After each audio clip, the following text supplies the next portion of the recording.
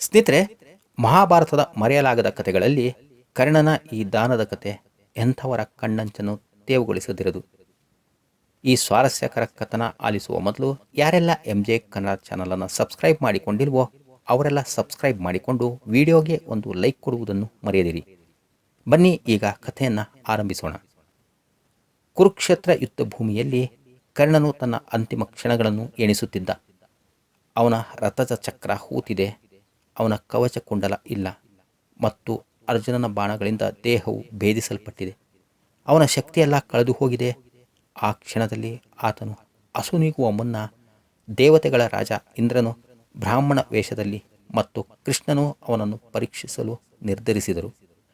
ಇಂದ್ರನಿಗೆ ತಿಳಿದಿತ್ತು, ಕರ್ಣನಂತಹ ದಾನಶೂರ ಮತ್ತೊಬ್ಬನಿಲ್ಲ. ಅವನ ದಾನ ಧರ್ಮವನ್ನು ಮುರಿಯುವುದು ಅಸಾಧ್ಯ. ಆ ಅಂತಿಮ ಕ್ಷಣದಲ್ಲಿಯೂ ಅವನ ನಂಬಿಕೆ ಎಷ್ಟೊಂದು ದೃಢವಾಗಿದೆ ಎಂದು ನೋಡಲು ಇಂದ್ರನು ಆತುರನಾಗಿ ಬಂದಿದ್ದ. ಬ್ರಾಹ್ಮಣ ವೇಷದಲ್ಲಿದ್ದ ಇಂದ್ರ, ಓ ಮಹಾನ್ ಯೋಧನೆ, ನಾನು ಬಡ ಬ್ರಾಹ್ಮಣ. ನಿನ್ನ ಬಗ್ಗೆ ಸಾಕಷ್ಟು ಕೇಳಿದ್ದೇನೆ. ನೀನು ಎಂದಿಗೂ ಯಾರನ್ನು ಬರಿಗೈಯಲ್ಲಿ ಕಳುಹಿಸಿಲ್ಲ ಎಂದು ಗೊತ್ತು. ನನ್ನ ಮನೆಯಲ್ಲಿ ಕೆಲವು ಆಚರಣೆಗಳಿವೆ. ನನಗೆ ಸ್ವಲ್ಪ ಚಿನ್ನದ ಅಗತ್ಯವಿದೆ ಎಂದು ಕೇಳಿದಾಗ ಕರ್ಣ ಕಷ್ಟದಿಂದ, ಪೂಜ್ಯ ಬ್ರಾಹ್ಮಣರೇ, ನನ್ನನ್ನು ಕ್ಷಮಿಸಿ. ನನ್ನ ರಾಜ್ಯ, ಸಂಪತ್ತು ಮತ್ತು ರಥ ಎಲ್ಲವೂ ನಾಶವಾಗಿದೆ. ನನ್ನ ಬಳಿ ಈಗ ನಿಮಗೆ ಕೊಡಲು ಏನೂ ಉಳಿದಿಲ್ಲ. ನಾನು ದಾನ ಕೊಡದೆ ನಿಮ್ಮನ್ನು ಕಳುಹಿಸಲು ಬಯಸುವುದಿಲ್ಲ. ಆ ದಾನ ಧರ್ಮದ ಶಪಥಕ್ಕೆ ನಾನು ಬದ್ಧನಾಗಿದ್ದೇನೆ ಎಂದಾಗ ಬ್ರಾಹ್ಮಣ ನಗುತ್ತಾ, ಕರ್ಣನೇ, ನಿನಗೆ ಈ ವಿಷಯ ತಿಳಿದಿಲ್ಲವೇ? ನಿನ್ನ ಹಲ್ಲುಗಳಲ್ಲಿ ಚಿನ್ನವಿದೆ. ನೀನು ಕೊಡಬಯಸಿದರೆ ಅದನ್ನು ಕೊಡಬಹುದು, ಇಲ್ಲವಾದರೆ ಬರಿಗೈಯಲ್ಲಿ ಹೋಗುತ್ತೇನೆ. ಕರ್ಣನಿಗೆ ಅದು ಪ್ರಾಪಂಚಿಕ ಕೊನೆಯ ಕ್ಷಣ. ಅವನು ಬದುಕಿದ್ದಿದ್ದರೆ ಬ್ರಹ್ಮನು ಸಹ ಕೇಳಿದ್ದರೂ ಅವನು ಕೊಡುತ್ತಿದ್ದ. ಈ ಮರಣದ ಅಂಚಿನಲ್ಲಿ ಸಂಪೂರ್ಣ ನೋವಿನಿಂದ ನರಳುತ್ತಿದ್ದರೂ ಆತನು ವಿಚಲಿತನಾಗಲಿಲ್ಲ. ಕರ್ಣನು ತನ್ನ ಹಲ್ಲುಗಳನ್ನು ಒಡೆಯಲು ಸುತ್ತಲಿನ ಕಸದಲ್ಲಿ ಒಂದು ಗಟ್ಟಿಯಾದ ಕಲ್ಲನ್ನು ಹುಡುಕಿದ. ರಕ್ತ ಮತ್ತು ನೋವಿನ ಮಧ್ಯದಲ್ಲಿಯೂ ಅವನು ತನ್ನ ಎರಡೂ ಹಲ್ಲುಗಳನ್ನು ಒಡೆದು ತೆಗೆದ. ಆ ಚಿನ್ನದ ತುಣುಕುಗಳು ರಕ್ತದಲ್ಲಿ ತೊಯ್ದಿದ್ದವು.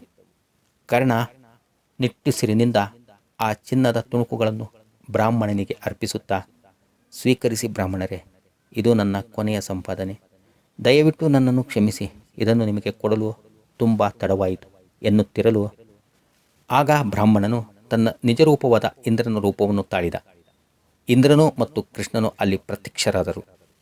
ಕರ್ಣನ ಈ ತ್ಯಾಗದಿಂದ ಇಡೀ ದೇವಲೋಕವೇ ವಿಸ್ಮಯಗೊಂಡಿತ್ತು. ಕೃಷ್ಣ ಮೃದುವಾಗಿ, ಕರ್ಣ, ನಿನ್ನಂತಹ ದಾನಶೂರ ಈ ಜಗತ್ತಿನಲ್ಲಿ ಇನ್ನೊಬ್ಬರಿಲ್ಲ. ನಾನು ನಿನ್ನ ಈ ಮಹಾನ್ ದಾನ ಧರ್ಮಕ್ಕೆ ಸಾಕ್ಷಿಯಾಗಿದ್ದೇನೆ.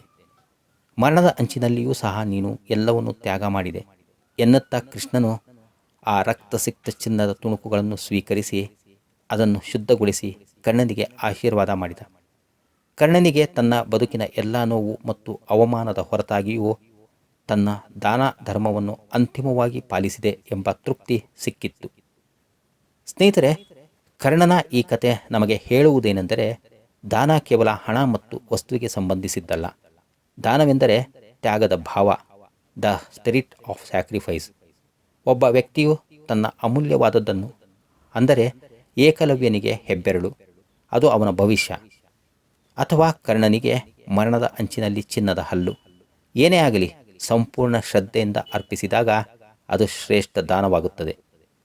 ಕರ್ಣನು ಹೊರಗೆ ಗೆದ್ದಿಲ್ಲದಿದ್ದರೂ ತನ್ನ ದಾನ ಧರ್ಮ ಮತ್ತು ಮಾತಿನ ಎಲ್ಲ ಬದ್ಧತೆಯಿಂದಾಗಿ ಇಡೀ ಮಹಾಭಾರತದ ಅತ್ಯಂತ ಉನ್ನತ ಆತ್ಮಗಳಲ್ಲಿ ಒಬ್ಬನಾಗಿ ಶಾಶ್ವತವಾಗಿ ಉಳಿದಿದ್ದಾನೆ.